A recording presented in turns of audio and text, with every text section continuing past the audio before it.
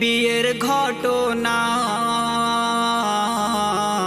কেমন সে বিয়ে হয়েছিল শোনাই শোনো না। হাওয়া আদমের বিয়ের ঘটনা, কেমন সে বিয়ে হয়েছিল শোনাই শোনো না। পিতা আদমের বাম পাজর হতে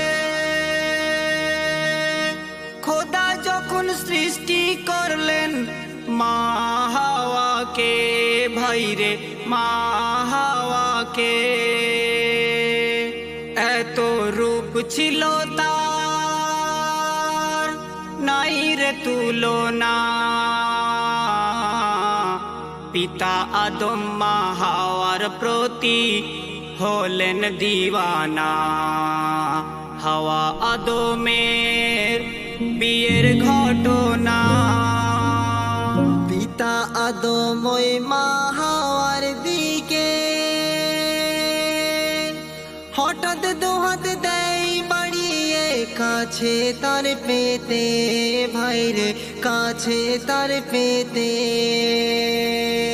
তখন আল্লাহ বলে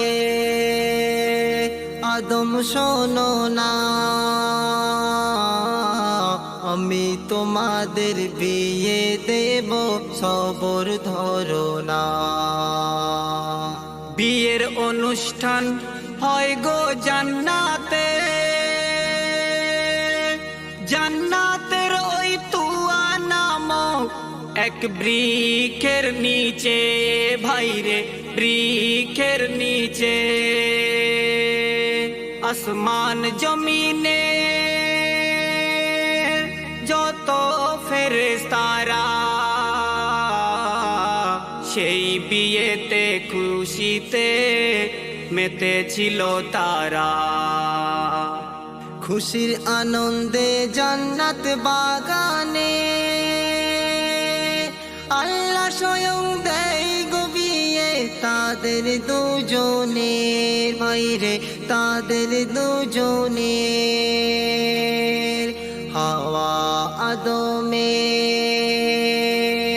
দেখো মর্যাদা, সেই বিয়েতে আল্লাহ স্বয়ং পড়ালেন খুতবা। যখন দুজনের বিয়ে হয়ে যায়, হঠাৎ আদম মা হাওয়াকে আলিঙ্গন করতে যায়, ভাইরে আলিঙ্গন করতে যায়। আর তখন আল্লাহ বলছে শোনো ও হে আদম, শোনো ও হে আদম, বলি যে তোমার দেন মোহর যে বাকি আছে দিয়ে দাও হাওয়ার। ওহে আদম শোন বলি যে তোমার,